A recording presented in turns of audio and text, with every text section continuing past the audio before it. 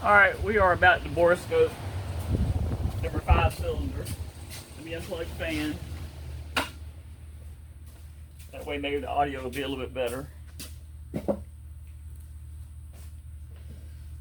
See what we can find in there. Find the end of my cable.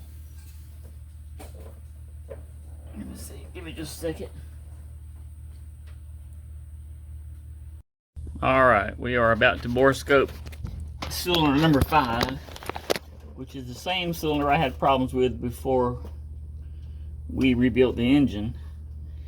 When they tore it down, found out we had cracked rings on number 5, and this is number 5, and look at that. Look at that big old dent in the piston.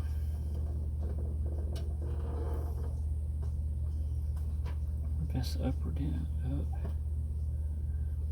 That does not look good. This engine had about 400 miles on it, running down the road about 65 in this 89 Dodge Ramcharger, and it dropped the cylinder and just got real loud.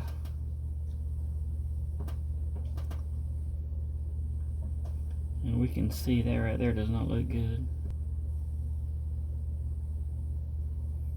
Come on. There's a better shot. I'm just going to do something with the light reflection. Looks like this one has to be there. There is a better shot. What in the world? Looks like something that's come loose, got down in there, but this is after 400 miles. I wonder if the ring have broke again for whatever reason. If so, can I trust this block again? I bought this Ramcharger off the internet.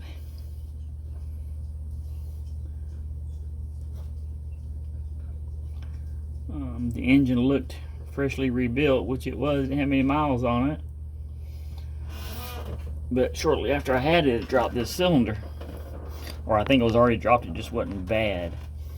So when I checked compression on it, it had about 30 PSI compression on it. The other ones had 130. They were really good. So I tore it down and found about 6 of them good shop quality paper towels inside the engine. There's 3 above the valve train under the intake. And there was a couple down in the oil pan. Look at that mark right there on the cylinder wall. And there was one stuck up in the oil pickup tube. Look at that.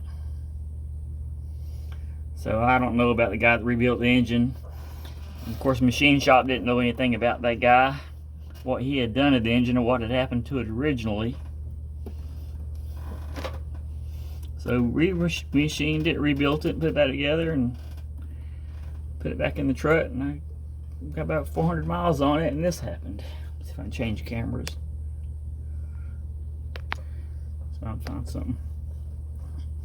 Our cylinder. Ooh, what was that? Look at that big old mark right there. So something has come apart in this cylinder. I don't think anything's got in it because, like I said, it's about 400 miles on it. The breather's been on it the whole time. And it was running good up until it wasn't. Look at that.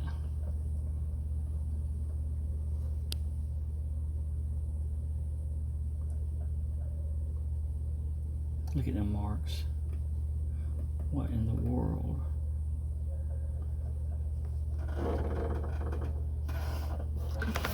I'm thinking cracked rings again, broke rings again. What would make rings break?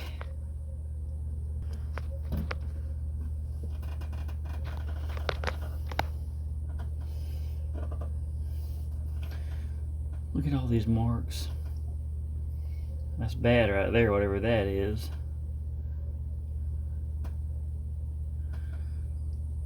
Well, something just ate the cylinder wall down there. You can't see the crosshatch through that anymore. Look at that mess.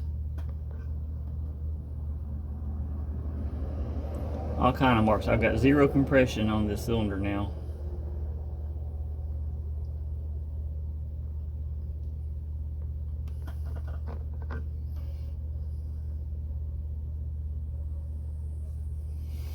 Alright, well, I'm going to pull it back out for my battery dies and I lose it.